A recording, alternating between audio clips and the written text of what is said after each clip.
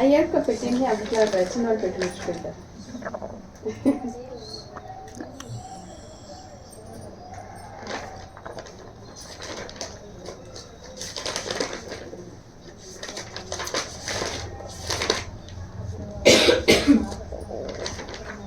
నేత్రాల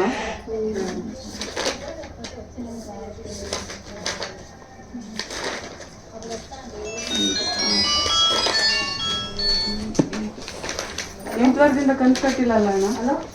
ಇಲ್ಲಿಗೆ ಬಪ್ಪ ಕರೆಕ್ಟ್ ಬರ್ತೀವಿ. ಇಲ್ಲಿ ಬಂದಿರ್ತಾರೆ వీడియో చేసుకో, మాట్లాడేదంతా క్లీన్గా వీడియో చేసుకో. ಅಲ್ಲಿ ಯಾಕೆ ನಿಂತ್ಕೊಳ್ಳೋದು? ಇಲ್ಲೇ ನಿಂತ್ಕೊಂಡು ತೊಗೊಂಡ್ರೆ ಆಯ್ತು ವಿಡಿಯೋನ. ನೀವು ಬನ್ನಿ ನೇತ್ರ ಅವರು. ಎಂಟುವರೆದಿಂದ ಕಂತು ಕಟ್ಟಿಲ್ಲ ಅಣ್ಣ. ಕಂಪ್ಲೇಂಟ್ ಕೊಟ್ಟಿದ್ದಾರಲ್ಲ ಮೇಡಮ್? ಹಾಂ, ಕಂಪ್ಲೇಂಟ್ ಯಾರು? ನೀವು ಕೊಡಿ ಅಂದ್ರಂತಲ್ಲ. ಅಲ್ಲಲ್ಲ ಯಾರು? ಹಾಂ, ನೀವು ಸಂಘದವ್ರಿಗೆ ಫೋನ್ ಮಾಡಿದ್ರಲ್ಲ, ಹಂಗೆ ಹೇಳ್ತಿದ್ರಂತಲ್ಲ. ಅಲ್ಲಲ್ಲ ಇವಾಗ ಕಂಪ್ಲೇಂಟ್ ಕೊಡ್ಸಿದ್ದೀರಲ್ಲ ನೀವೇ? ಯಾರು? ನೀವು? ನಾ ಕೊಡ್ಸಿಲ್ಲಪ್ಪ. ಹಾಂ, ಇನ್ನಾಗೆ ನಾ ಕೊಡ್ಸಿಲ್ಲ. ಇನ್ಯಾರು ಕೊಟ್ಟಿರೋದು? కంప్లైంట్ రెస్పాన్స్ కాలే కదా. నా ఫోన్ ಮಾಡಿದ್ರು ఫోన్ ತೆಗ್ದಿಲ್ಲ. అలా ఇప్పుడు మేడం పిలిపిస్తానని చెప్పా. నేను 3 కితాలు స్టేషన్ తక్కపోతే ఎవరు రెస్పాన్స్ ಇಲ್ಲದ್ದು. ಮೇಡಮ್ ಕೂಡ ನನಗೆ ಕೆಲಸ ಇದೆಯಪ್ಪ ಬರೋಕ್ಕಾಗಿಲ್ಲ, ಮತ್ತೆ ನಾನು ಫೋನ್ ಮಾಡ್ತೀನಿ అని చెప్పి వారం అయిపోయి ఇంకా పిల్లదు. మేడం అడిగి పోయి మాట్లాడుకొని వచ్చేవరకు నేనేం చెప్పాను. లేదు, నేను 3 దినాలు నేను కావాలంటే చంద్రప్పని అడుగు, ఎస్బీని అడుగు, అందరినీ అడుగు. నేను ఇంకోటి ధర్మస్థలం సంఘంలో పోయి స్టేట్మెంట్ అంతా తీసుకొని మేము కంప్లైంట్ అంతా రెడీ చేసి మేము పెట్టుకోవడము. మేము పోయి ఇస్తామని పోతుంది. మేడం ఉండదు, ఏమో ఇది బందోబస్తు మీటింగ్లో ఉండరంట. ನಾನು ಕರಿತೇನಪ್ಪ ಮತ್ತೆ ಬಂದು ಮಾತಾಡ್ಕೊಳ್ಳೋಣ అని చెప్పింది. మాట్లాడుకున్నాక మళ్ళీ తిరిగి మాట్లాడుకుందాం. కాదమ్మా, ఇంకోటి ఉండు, నేను పోయి అడిగితే మేనేజర్ని ఇన్సూరెన్సు కాకనే లోన్ ఎట్లా ఇస్తారు? నువ్వు ఇది ఎస్కేడిఆర్డిపి బాండ్ కాకనే లోన్ మాకు ఎట్లా శాంక్షన్ అవుతుంది? 2 లక్షలు. అవునమ్మా, 2320 రూపాయలు కట్టించుకుంటామంటారా కదా? 2320 రూపాయలు 20 వారాలు కట్టించుకున్నారా? కట్టించుకునేసి తిరగామేట 2620కి ఎట్లొచ్చా? ఎట్లా రెన్యూవల్ బాండ్ కాకనే ఎట్లా కట్టించుకుంటారా కదమ్మా? ఉండు, నేను మేనేజర్ని అడిగితే పోయి మేనేజర్ని అడిగితే అప్పుడు 875 రూపాయలు వడ్డీ అయినారు తిರ್ಗಾ. ಅಲ್ಲ, ಈಗ ನೀವು 6 ವಾರ ಬಿಟ್ಟಿದ್ದೀರಿ, 265 ರೂಪಾಯಿ ಕಟ್ಸ್ಕೊಳ್ಳೋದು 272 ರೂಪಾಯಿಗೆ ಮತ್ತೆ ಬಂದಿದೆ. ಯಾವುದು? ಇನ್ಶೂರೆನ್ಸ್ದು. ಅದು ವರ್ಷ ಆದಂಗೆ ಅವ್ರು ಏಜ್ ಆದಂಗೆ ಜಾಸ್ತಿ ಆಗುತ್ತೆ, ಅವ್ರಿಗೆ ಮಾಡಿಸ್ಕೋಬೇಕಾದ್ರೆ. ಅದೇನು ಹೇಳಿಲ್ಲ ನಮಗೆ ಹೇಳಿದೀವಿ. ಮತ್ತೆ ನಿಮಿಷ, ನಿಮ್ಮ ಮನೆಯವರು 3 ಸಲ ಕ್ಯಾನ್ಸಲ್ ಮಾಡಿರೋದು ಇನ್ಶೂರೆನ್ಸ್ನ. 4ನೇ ಸಲ ಮಾಡ್ಬೇಕಾದ್ರೆ ಪುನಃ ಅವ್ರನ್ನ ಕರೆದು ಸಂಘದವ್ರನ್ನ ಕರೆದೇ ನಾನು ಇನ್ಶೂರೆನ್ಸ್ ಹೆಂಗ್ ಕ್ಯಾನ್ಸಲ್ ಮಾಡ್ತಾರೆ ಮೇಡಮ್? ಅವರು 2 ಸಲ ಕೊಟ್ಟು ನಾವು ಡಿಲೀಟ್ ಮಾಡಿಸಿದೀವಿ. ನಮ್ಮ ಮನೆಯವ್ರು ಬೇಡ ಅಂದ್ರು, ನಮ್ಮ ಮನೆಯವ್ರು ಬೇಡ ಅಂದ್ರು ಅಂತ ಅಲ್ಲಿದ್ದಾರೆ ಕೇಳಿ, ಸಂಘದವ್ರು ಇದ್ದಾರೆ ಕೇಳಿ. ಹೇಳಿಲ್ವಾ ಅಂತ ఏమోనమ్మా నాకు తెలియదు. ನಿಮಗೆ ಗೊತ್ತಿಲ್ವೇನೋ? ನಾವು 10 ವರ್ಷದಿಂದ ಮೇಡಮ್ ಇರೋದು ಇದ್ರಲ್ಲಿ. ಅಲ್ಲಿ ಇದ್ದೀರಣ್ಣ. ಇಲ್ಲ, ಇವತ್ತಿನವರೆಗೆ ನೀವು ಸಮಸ್ಯೆ ಕೂಡ ಮಾಡಿಲ್ಲ. ಈ ಸಲನೇ ನಮಗೆ ಸಮಸ್ಯೆ ಮಾಡಿರೋದು. ಇಲ್ಲಿವರೆಗೆ ನೀವು ಸಮಸ್ಯೆ ಕೂಡ ಮಾಡಿಲ್ಲ. ಅರ್ಥ ಆಯ್ತಾ? ಕಷ್ಟ ಮನುಷ್ಯನಿಗಲ್ದೆ ಯಾರಿಗೂ ಬರಲ್ಲ. ಈಗ 8 ವಾರ ಕಟ್ಲಿಲ್ಲ ಅಲ್ವಾ? ನಾವು ಅದಕ್ಕೂ ಆಪ್ಷನ್ ಕೊಟ್ಟಿದೀವಿ. ಏನು ಹಣ ಕಂತು ಕಡಿಮೆ ಮಾಡಿಸ್ಕೊಳ್ಳೋದಿದ್ರೆ ಮಾಡಿಸ್ಕೊಳ್ಳಿ. ಅಲ್ಲಲ್ಲ, ಇವಾಗ ಕಟ್ಟಿನ ಟ್ರಸ್ಟ್ ಅಂತ ಹೇಳ್ತಿರಲ್ಲ, ಬಡ್ಡಿ ಎಷ್ಟಾಗ್ತೀರಾ? ಯಾವ್ದಕ್ಕೆ? ಟೋಟಲ್ ಎಲ್ಲ ಎಷ್ಟಾಗ್ತದೆ ಬಡ್ಡಿ? ನೀವು ಹೆಂಗ್ ಕಟ್ತೀರಂಗ್ ಬಡ್ಡಿ ಮರುಪಾವತಿ ಚೀಟಿ ಕೊಟ್ಟಿದೀವಲ್ಲ ಅವ್ರಿಗೆ. ಅಲ್ಲಲ್ಲ, ಇವಾಗ 2 ಲಕ್ಷ ಲೋನ್ಗೆ ಎಷ್ಟಾಗ್ತದೆ ಅಮೌಂಟ್? ಎಷ್ಟು ವರ್ಷಕ್ಕೆ? ಎಷ್ಟು ವರ್ಷಕ್ಕೆ ಹಾಕಿದಿರಿ ನೀವು? ಎಷ್ಟು ವರ್ಷಕ್ಕೆ? ನಿಮ್ದು ಎಷ್ಟು ವರ್ಷಕ್ಕಿದೆ? ಎಷ್ಟು ವರ್ಷ? ಅಲ್ಲ, ಇವಾಗ ಎಷ್ಟು ವರ್ಷಕ್ಕೆ ಕಟ್ತಾ ಇರೋದು ನಾವು? ಯಾರು? ಅವ್ರು 2 ವರ್ಷಕ್ಕೆ ಮೇಡಮ್ ಬರ್ಸಿರೋದು. ಅಲ್ಲ, ಇಲ್ಲಿ ಹೇಳೋಣ ಅವ್ರಿಗೆ ಅವತ್ತೊಂದಿನ ಕೊಟ್ಟಾಗಿದೆ ಅಲ್ವಾ? ಪುನಃ ಕೇಳ್ತಾರೆ, ಪುನಃ ಹೇಳೋಣ. ಅದಕ್ಕೇನಂತೆ? 2 ವರ್ಷಕ್ಕೆ ಹಾಕಿದ್ದೀರಿ. ಎಷ್ಟಾಗ್ತದೆ ಕಂತು? 28,307 ರೂಪಾಯಿ. 28,307 ರೂಪಾಯಿ ಕಂತು ಎಷ್ಟು ಬೀಳ್ತದೆ? ಕಂತು ಎಷ್ಟು ಬೀಳ್ತದೆ? ಕಂತು ಅಪ್ರಾಕ್ಸಿಮೇಟ್ ಕಂತು ಬೇಕಾ ನಿಮಗೆ? ಅಲ್ಲಲ್ಲ, ಇವಾಗ ಕಟ್ಟೋ ಇದ್ರ ಮೇಲೆ ಕಂತೆ ಹೇಳ್ತಾ ಇದ್ದೀನಿ ರೀ. ನೀವು ಕಂತು ಕೇಳಿದ್ರಲ್ವಾ, ನಾನು ಹೇಳ್ಬೇಕಲ್ವಾ? ಹೇಳಿ. ಹೇಳ್ತೀನಿ ರೀ.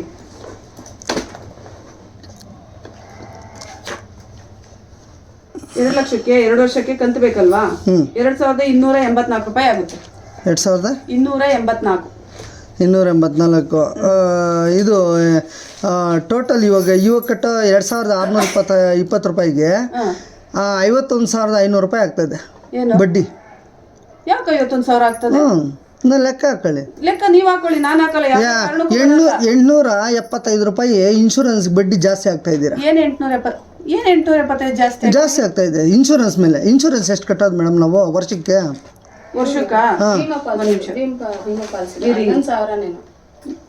ನೇತ್ರ ಅಲ್ವಾ? 12,375 ರೂಪಾಯಿ ನಿಮ್ದು ಇರೋದು ಇನ್ಸೂರೆನ್ಸ್. ಭೀಮಾ ಪಾಲಿಸಿನೇ. ನೀವು ವಾರ ಕಟ್ಕೊಂಡು ಹೋದಾಗ ಏನಾಗ್ತದೆ, ಅದಕ್ಕೆ ಬಡ್ಡಿ ಬೀಳ್ತದೆ. ಇಲ್ಲ ನಮಗೆ ಬಡ್ಡಿ ಬೇಡ. ಅಲ್ಲ ಮೇಡಮ್, ಒಂದೇ ಸಲ ವರ್ಷಕ್ಕೊಂದ್ಸಲಿ ಕಟ್ರೆ ಬಡ್ಡಿ ಇಲ್ಲ, ವಾರ ಕಟ್ಟಿದ್ರು ಬಡ್ಡಿ. ಹೆಂಗೆ ಅದು?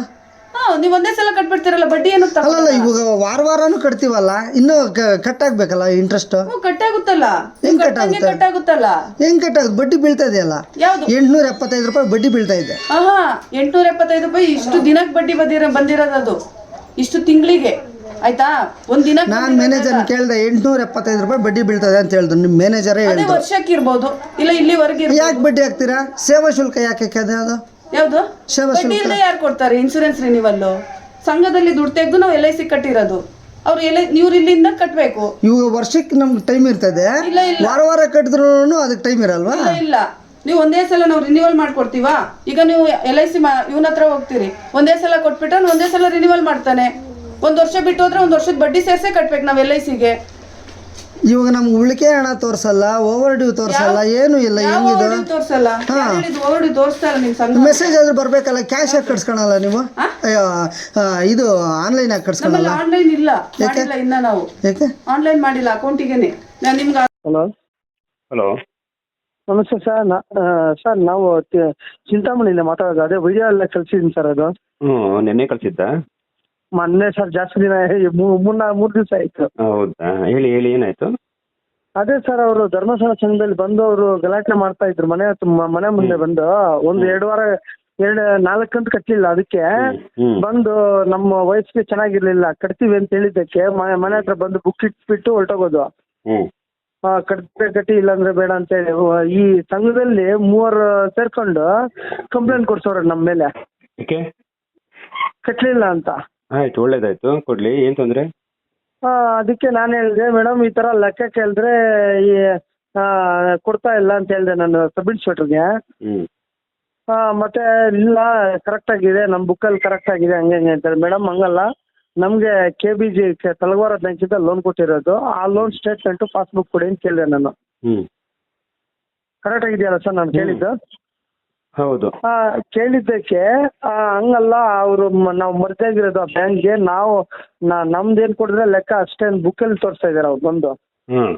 ಆ ವಿಡಿಯೋ ಎಲ್ಲ ಮಾಡಿದೀನಿ ನೋಡಿ ಸರ್. ಅದು ಹಂಗಲ್ಲ ಆಗಲ್ಲ, ಹಿಂಗೆ ಅಂತ ಹೇಳಿ ಮಾತುಕತೆ ನಡೀತು. ನಾನು ಕಟ್ಟಲ್ಲ, ನನಗೆ ಲೋನ್ ಸ್ಟೇಟ್ಮೆಂಟ್ ಪಾಸ್ಬುಕ್ ಕೊಟ್ರೆ ಕೊಡ್ತೀನಿ, ಇಲ್ಲಾಂದ್ರೆ PRK ಬಾಂಡ್. ಜನಗಳು ಇವಾಗ 5 ಜನ ಗ್ರೂಪ್ ಮಾಡಿ ನಮ್ಗೆ ಕೊಟ್ಟಿರೋದು. ಹಂಗೆ PRK ಬಾಂಡ್ ಹಾಕಿ ಇಟ್ಕೋಬೇಕಂಗಾದ್ರೆ ಅವರು ಗ್ರೂಪ್ ಅಲ್ಲಿ ಕೊಟ್ಟಿದ್ರೆ ನಮ್ಗೆ ಬಾಂಡ್ ಹಾಕಿ ಬಾಂಡ್ ಮೇಲೆ ಹಾಕಿ ಕೊಡ್ಬೇಕು ನಮ್ಗೆ ಅಂತ ಹೇಳಿ. ಗ್ರೂಪ್ ಶ್ಯೂರಿಟಿ ಮೇಲೆ ಕೊಟ್ಮೇಲೆ 2 ಬಾಂಡ್ ಹಾಕಿ ಇಸ್ಕೊಂಡಿದ್ದಾರೆ. ಉಳಿತಾಯ ದುಡ್ಡು ಏನಾಯ್ತು? ಉಳಿತಾಯ ದುಡ್ಡು ಬಾಂಡ್ ಹಾಕಿ ಇಟ್ಕೊಂಡಿದ್ರು ಕೊಡಿ ಅಂತ ಹೇಳಿದೆ. ಹಂಗಲ್ಲ ಹಿಂಗಲ್ಲ ಮೇಡಮ್, ಅವ್ರಿಗೆ ಹೇಳ್ತಾ ಇದಾರೆ, ಇವ್ರು ಕಟ್ಟಲ್ಲ, ನೀವೇ ಕಟ್ಟಬೇಕು ಅಂತ ಹೇಳಿ ಅವ್ರ ಮೇಲೆ ಹೊರೆ ಹಾಕ್ತಾರೆ. ಅವರು ನನಗೆ ಕಟ್ಟಿ ಅಂತ ಅವರು ಇದ್ ಮಾಡ್ತಾ ಇದಾರೆ. ನಾನು ಅಲ್ಲ, ಸಂಘದವ್ರು ಸರ್. ನಮ್ ಜೊತೆಲಿ ಎತ್ಕೊಂಡಿದ್ದಾರೆ ನೋಡಿ ಅವರು. ಇಬ್ರು ನಮ್ಮ ಅಕ್ಕ ಅವ್ರಿಗೆ, ಅದ್ರಲ್ಲಿ ನಮ್ಮ ಅಕ್ಕ ಬಂದಿಲ್ಲ, ಇನ್ನೊಬ್ಬ ನಾನು ಬರಲ್ಲ, ಲೆಕ್ಕ ಕೇಳ್ತಾವ್ರು ಕರೆಕ್ಟ್ ಆಗಿದೆಯಲ್ಲ ಕೊಟ್ಟು ಆ ಹುಡ್ಗ ಕೇಳೋದು ಕೊಟ್ಬಿಡಿ ಅಂತ ಅವ್ರು ಹೇಳ್ತಾ ಇದಾರೆ. ಇವ್ರು ಮಾತ್ರ ಕೊಡ್ತಾ ಇಲ್ಲ. ಅದರಿಂದ ಪೊಲೀಸರು ಇನ್ನೂ ಕರ್ಸೇ ಇಲ್ಲ ಸರ್. SB ಮಾತ್ರ ಮೇಡಮ್ ಬರ್ಲಿ ಮಾತಾಡೋಣ ಅಂತ ಹೇಳಿದ್ರು. ನಾನು ಫೋನಲ್ಲಿ ಮಾತಾಡಿದೆ, ಮೇಡಮ್ ಈ ತರ ಲೆಕ್ಕ ಕೇಳಿದ್ರೆ ಕೊಡ್ತಾ ಇಲ್ಲ ಅಂತ ಹೇಳಿದ್ರು. ಆಯಮ್ಮ ಕರೀಲಿಲ್ಲ, ಯಾರು ಕರೀಲಿಲ್ಲ ಸರ್ ನನ್ನ ಸ್ಟೇಷನ್ ಹತ್ರ. ಪೊಲೀಸರು ಈ ವಿಷಯಕ್ಕೆ ಎಂಟ್ರಿ ಕೊಡಲ್ಲ. ಏನಾದ್ರು ಕ್ರೈಮ್ ಆದ್ರೆ ಮಾತ್ರ ಅವ್ರು ಎಂಟ್ರಿ ಕೊಡೋದು. ನಿಮ್ಗೆ ತೊಂದರೆ ಆದ್ರೆ ಅಥವಾ ನಿಮ್ಮಿಂದ ಅವ್ರಿಗೆ ಏನಾದ್ರು ತೊಂದರೆ ಆದ್ರೆ ಮಾತ್ರ ಎಂಟ್ರಿ ಕೊಡೋದು. ಹಣಕಾಸು ವಿಷಯನ ಪಾಪ ಅವರು ಕೂಡ ಕೋರ್ಟ್ಗೆ ಕಳಿಸೋದು.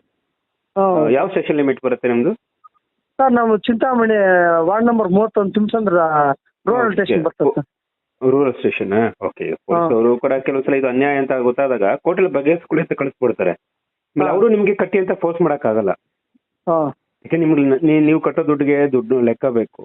ಲೆಕ್ಕ ಕೊಟ್ಟಿಲ್ಲ ಅಂದ್ರೆ ನೀವು ಕೂಡ ಕಟ್ಟಕ್ ಹೋಗ್ಬಿಡಿ. ಇವನ್ ನೀವು ಅವ್ರಿಗೆ ನನ್ ಲೆಕ್ಕ ಕೊಡುವಂತ ಟಾರ್ಚರ್ ಕೊಡಿ ಹೊರತು ಬೇರೆ. ಈಗ ಅವ್ರ ಮನೆ ಹತ್ರ ಬಂದು ಟಾರ್ಚರ್ ಕೊಡ್ತಿದ್ದಾರೆ, ಅದಂಗ್ ಮಾಡೋ ಹಂಗಿಲ್ಲ. ಮನೆ ಹತ್ರ ಟಾರ್ಚರ್ ಕೊಡೋ ಹಂಗಿಲ್ಲ. ಇನ್ನು ಯಾವ ಧೈರ್ಯದ ಮೇಲೆ ಮನೆ ಹತ್ರ ಬಂದು ಟಾರ್ಚರ್ ಕೊಡ್ತಾ ಇದಾರೆ. ಗ್ರೂಪ್ ಲೋನ್ ಅಂತಂದ್ರೆ ಬಾಂಡ್ ಎಲ್ಲಾನು ಕೂಡ ಅಡವು ಇಟ್ಕೊಂಡಿದಾರಲ್ವಾ. ಮನೆ ಹತ್ರ ಬಂದು ಮರ್ಯಾದೆ ತೆಗೆಯುವಂತದ್ದು ಕೂಡ ಗ್ರೂಪ್ ಲೋನ್ ಕಾನೂನು ಇದೆಯಾ? ಇಲ್ಲ ಸರ್. ಮಾನ ಪ್ರಾಣ ಎರಡೂನು ಹೌದು. ಇದು ಹಂಗ ಆಗ್ಬಾರ್ದು. ನೀವು ಲೆಕ್ಕ ಕೊಡೋವರೆಗೂ ಕಟ್ಟಕ್ ಹೋಗ್ಬೇಡಿ. ಹೇಳ್ತೀನಿ, ಲೆಕ್ಕ ಕೊಟ್ರೆ ₹1 ಬಿಡದಂಗ್ ಕಟ್ಟಬೇಕು. ಇಲ್ಲ ನಾನೇ ನಿಮ್ ಮೇಲೆ ಸುದ್ದಿ ಮಾಡ್ಬಿಡ್ತೀನಿ. ಲೆಕ್ಕ ಕೊಟ್ರೆ ಪ್ರತಿಯೊಂದನ್ನು ಕೂಡ ಕಟ್ಬೇಕಾಗತ್ತೆ. ನೀವು ಲೆಕ್ಕ ಕೊಡೋರು ಕಟ್ಬೇಡಿ ನೀವು, ಸರಿನಾ? ಇಲ್ಲ ಆಯ್ತು ಸರ್, ಹಂಗೆ ಮಾಡಿ. ಅವ್ರು ಬಂದಾಗ ವಿಡಿಯೋ ಮಾಡಿ, ಯಾಕಂದ್ರೆ ಸಾಕ್ಷಿಗಳು ಬೇಕು. ಈಗ ಅವ್ರು ಏನ್ ಬೇಕಾದ್ರೂ ಸುಳ್ಳು ಕಂಪ್ಲೇಂಟ್ ಕೊಡ್ಬೋದು, ಏನ್ ಮಾಡ್ತೀರಿ? ಕೆಲವರು ತುಂಬಾ ಒಳ್ಳೆ ಪೊಲೀಸ್ಗಳು ಇರ್ತಾರೆ, ಮಾನವೀಯತೆಯಾಗಿ ಒಳ್ಳೆ ಪೊಲೀಸ್ಗಳು ಇರ್ತಾರೆ. ಆದ್ರೆ ಇನ್ ಕೆಲವರು ಹಣಕ್ಕೋಸ್ಕರ ನಿಮ್ಮ ಮೇಲೆ ಕೇಸ್ ಹಾಕ್ಬಿಟ್ರೆ ಏನ್ ಮಾಡ್ತೀರಿ? ಅದಕ್ಕೆಲ್ಲ ವಿಡಿಯೋಗಳು ಮಾಡ್ಕೊಳ್ಳಿ. ವಿಡಿಯೋ ಮಾಡೋದಕ್ಕೆ ಹಕ್ಕಿದೆ ಸರ್. ಸ್ಟೇಷನ್ ಅಲ್ಲಿ ಹೋದ್ಮೇಲೆ ವಿಡಿಯೋ ಮಾಡ್ಕೋಬೇಕಾ? ಅಲ್ಲ, ಅವ್ರೇನು ಹೇಳಲ್ಲ, ಅವ್ರು ನಿಮ್ಗೆ ಹೇಳಿ ಕಳಿಸ್ತಾರೆ. ಅವ್ರಿಗೆ ಗೊತ್ತಿರುತ್ತೆ, ನಿಮ್ ಸ್ಟೇಷನ್ ಅಲ್ಲಿ ಇದೆಲ್ಲ ಮಾತಾಡಿದ್ರೆ ಅಂದ್ರೆ ಗೊತ್ತಿರುತ್ತೆ, ಇದು ಎಲ್ಲ ಒಂದ್ ಕಡೆ ಮೋಸ ಆಗಿದೆ, ನೀವು ಕೋರ್ಟ್ಗೆ ಹೋಗ್ರಪ್ಪ ಬಗೆಹರಿಸ್ಕೊಳ್ಳಿ ಅಂತ ಹೇಳ್ತಾರೆ. ಏನ್ ಅವಶ್ಯಕತೆ ಸರ್? ಅವ್ರು ಹೋಗ್ಬೇಕಾ ಕೋರ್ಟ್, ನಾವು ಹೋಗ್ಬೇಕಾ? ಅಲ್ಲ, ಅವರೇ ಹೋಗ್ಲಿ ಕೋರ್ಟ್ಗೆ. ನೀವು ತಾನೇ ಮೋಸ ಆಗಿದೆ ಅಂತ ಅವ್ರು ಅನ್ಕೊಂಡಿದ್ರೆ ಅವರೇ ಹೋಗ್ಲಿ ಕೋರ್ಟ್ಗೆ. ಅದೇ ಸ್ಟೇಷನ್ಗೆ ಯಾಕೆ ಹೋದ್ರು? ಸ್ಟೇಷನ್ ನೀವು ತೊಂದರೆ ಕೊಟ್ಟು ಸ್ಟೇಷನ್ಗೆ ಯಾವ್ದು ಹೋಗ್ಬೇಕು, ಕೋರ್ಟ್ಗೆ ಯಾವ್ದು ಹೋಗ್ಬೇಕು ಗೊತ್ತಾಗಲ್ವಾ ನಿಮ್ಗೆ? ಆಮೇಲೆ ಇನ್ನೊಂದು ಹುಷಾರು. ಆಕ್ಚುಲಿ ನೀವು ಮನೇಲಿ ನೀವ್ ಇರ್ತೀರಿ, ನಿಮ್ಮ ವೈಫ್ ಇರ್ತಾರೆ. ಕೆಲವೊಂದ್ ಕಡೆ ಆಗಿರೋಂತ ಘಟನೆ ಹೇಳ್ತಾ ಇದೀನಿ.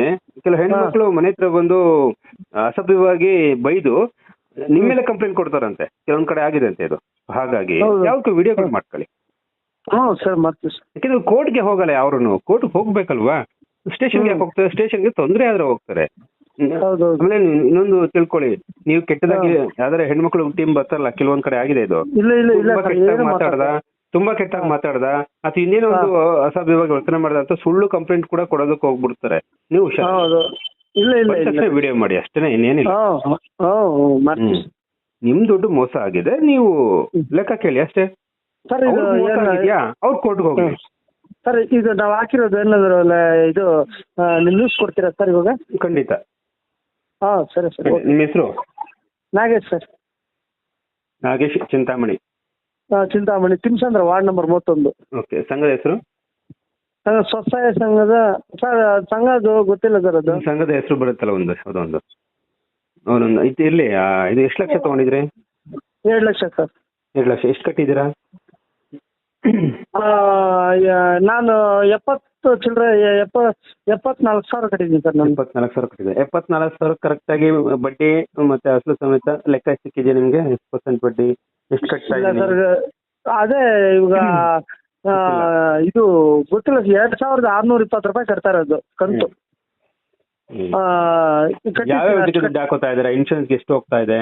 ಬಾಂಡ್ಗೆ ಅದು ಸರ್ ಎಲ್ಲ ಲಿಸ್ಟ್ ಅದ್ರಲ್ಲೇ ಐತೆ. ಲಿಸ್ಟ್ ಎಲ್ಲ ಕಳ್ಸಿದೀನಿ ಅದ್ರಲ್ಲೇ. ಬಾಂಡ್ ಎಲ್ಲಿದೆ? ಬಾಂಡ್ ಇಲ್ಲ ಸರ್, ಬಾಂಡ್ ಕಳ್ಸಿಲ್ಲ. ಮತ್ತೆ ಯಾಕೆ ಕೊಡಲ್ಲ? ನೀವೇ ಇಟ್ಕೊಂಡ್ಮೇಲೆ ಇಟ್ಕೊಳ್ಳಿ ಬಿಡು. ನೀವು ದುಡ್ಡು ಕಟ್ಟಲ್ಲ ಅಂತಂದ್ರೆ ಶೂರಿಟಿಗೆ ಬಾಂಡ್ ತಗೊಂಡಿದಾರೆ ಅವರು. ಶೂರಿಟಿ ತಗೊಂಡಿರೋದು, ಇನ್ಶೂರೆನ್ಸ್ ಮಾಡಿಸ್ಕೊಂಡಿದ್ರೆ ಏನೋ ಗೊತ್ತಿಲ್ಲ, ಬಟ್ ಮಾಡಿಸ್ಬೇಕು. ಅದು ಮಾಡಿಸೋಂಗಿಲ್ಲ.